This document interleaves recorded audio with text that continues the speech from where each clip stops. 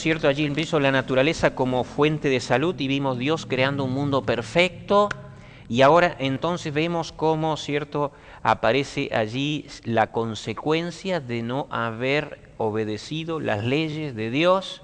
Surge el pecado y hacemos como una aplicación, ojo con esto de querer malversar o querer jugar con las leyes naturales en cuanto a genética, lo que me viene ahora, pero puede haber otras cosas, porque de repente vos mencionaste, Cecilia, en cuanto yo digo el dormir, querer jugar con dormir menos. Hay una ley física que necesitamos descansar tantas horas, no queremos cambiar, no vamos a crear la pólvora, es decir, perdón con el tema, pero creo que es entendible, es decir, no vamos a crear algo nuevo, Dios hizo las cosas sencillas, obedezcámosla para entonces tener esa armonía, esa perfección, ¿cierto?, en este contexto, ¿cierto?, de lo que Dios quiere para nosotros. Y entonces ahora coloca allí los dones de Dios mediante la naturaleza. Esto es algo fuerte entre nosotros, los dones de Dios, ¿cierto?, mediante la naturaleza. ¿Cuál es lo que más, qué don es el de la naturaleza que ustedes más aprecian o más comparten? ¿Tienen alguno en forma especial? En manera particular, una de ellas es la importancia de la luz solar.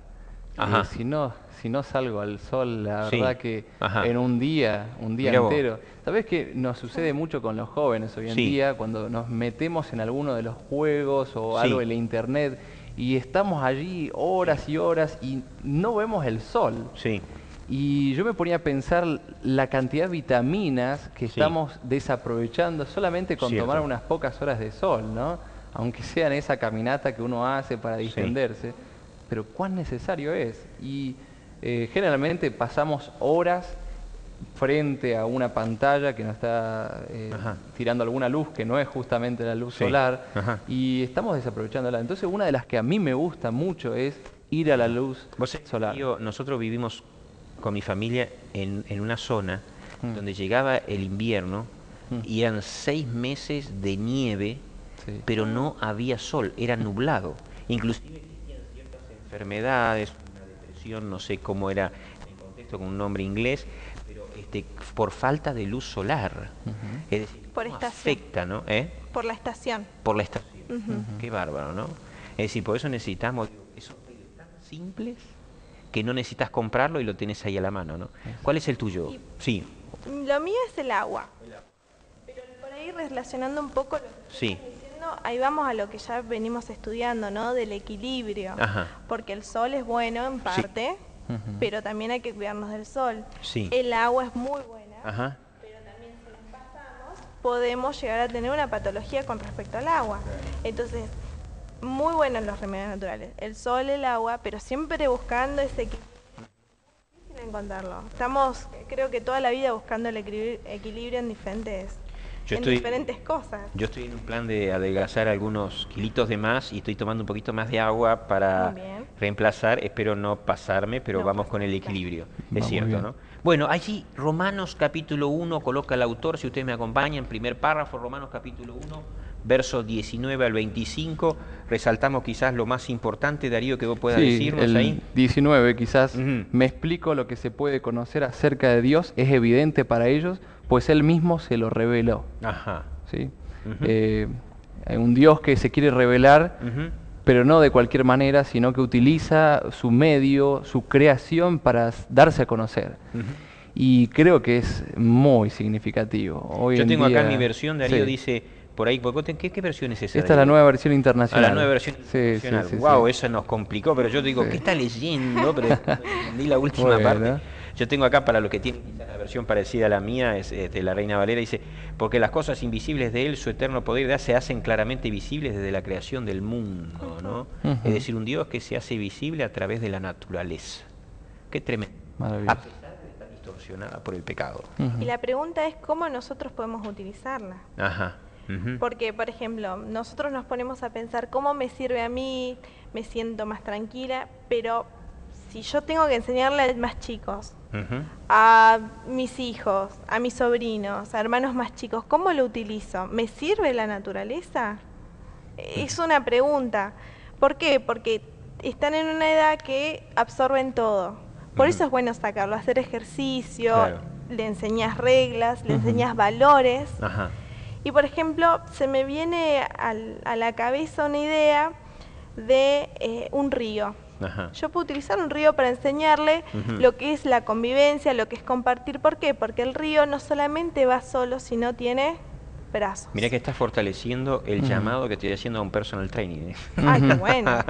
Es decir, necesitamos más estar en contacto con la naturaleza para recibir. Aquí el autor presenta en el último párrafo, es decir, los adventistas del séptimo día consideran la naturaleza como el segundo libro de Dios. Quiere decir que además entonces de recibir un beneficio físico, como bien lo estás mencionando, tenemos otras lecciones y enseñanzas y beneficios que la naturaleza nos da. Y eso debemos explotarlo. Yo digo, ¿cómo puede ser? Yo me agarro la cabeza. Digo, ¿cómo puede ser que nosotros, que sabemos, sin embargo aparece algo en la sociedad, ¿cierto? Que el hombre inventa y vamos detrás de eso que tiene quizás un costo, que tiene un precio y queremos de repente, qué sé yo, utilizar esas cosas cuando tenemos algo tan perfecto, la naturaleza puesta al servicio del ser humano, ¿no? Es complicado el hombre. Y por lo general nos llaman la atención las cosas nuevas y algo que requiera mucha atención y rápido. O sea, que vaya cambiando rápido. Por ahí la naturaleza, al ser más tranquila, puede llegar a aburrirnos si no sabemos estar en la naturaleza. Por eso es bueno que desde chicos se empiece a educar en esa parte, porque no es tan fácil de grande ya, bueno, estoy en la naturaleza y me siento cómoda o cómodo. Por el paso que tuve en la educación, con algunos alumnos experimentamos esto de ir a la naturaleza, ¿no? Después de estar en cuatro paredes, de tener un pizarrón verde, pero que uno necesita ese color que tiene la naturaleza. Hasta las cosas artificiales que ha creado el hombre, por muy lindas que sean, no comparan aquellos colores suaves y aquellos colores especiales que Dios ha creado para que nosotros hasta podamos recrear nuestros ojos y podamos descansar, ¿no? Y me pongo a pensar en cuántas lecciones en educación hemos podido aprender cuando llevamos a los alumnos hacia el parque. Y vemos a los chicos no solamente correr, sino aprender de la naturaleza. Y cuántos de ellos, al acercarse con una flor hacia la maestra o hacia el profesor, encuentran el cariño también en el conocer cómo es Dios. Y encuentran también la perfección que al crear Dios esa flor tan significativa, tan especial. Con tantos detalles. Con tantos detalles. El aroma, el perfume, los colores.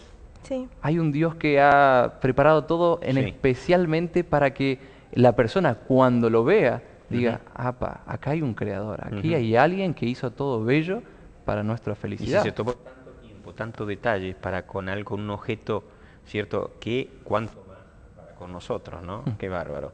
Dice aquí, el autor en el último párrafo sigue diciendo, dice, observar y estudiar el mundo natural si se hace con humildad y bajo la influencia del Espíritu Santo, profundizará la fe y la confianza en Dios. También proveerá, dice, una comprensión adicional del amor de Dios por sus criaturas y esto será un gran fuerte de consuelo mental y espiritual. Qué tremendo, ¿no? Y bueno, el autor coloca allí para ir cerrando el bloquecito, tenemos ahí cuántos minutitos cortitos, tenemos poquito, es decir, dice, ¿qué pasa cuando suceden estos los tsunamis, los terremotos, el hambre, cosas similares? Creo que hablamos en el tema anterior, ¿cierto?, lo que es las consecuencias del pecado. Decimos algo cortito, 30 segundos, ¿qué podemos decir? Bueno, quizás Dios utiliza también la naturaleza porque está al servicio de Él, que es el Creador, también para hacer sus juicios. No nos olvidemos que la Biblia habla un poquito de sus juicios, pero quizás debamos entender de que si Dios hizo la naturaleza, Él también es el que puede mover los hilos de la misma para llamarnos la atención, quizás, en muchos de los casos. Ese sería, por un lado, ese aspecto, y por el otro lado podríamos decir las consecuencias de nuestro... Todo lo que hacemos tiene consecuencias. Todo lo que hacemos tiene consecuencias. La necedad de nuestros actos produce consecuencias nefastas en la naturaleza y después nos preguntamos dónde está Dios si nosotros estamos provocándolas con nuestra acción. Bueno, nos quedamos con esto y continuamos entonces en el siguiente bloque con otro tema interesante. Allí habla, dice, comunión con Dios en la naturaleza.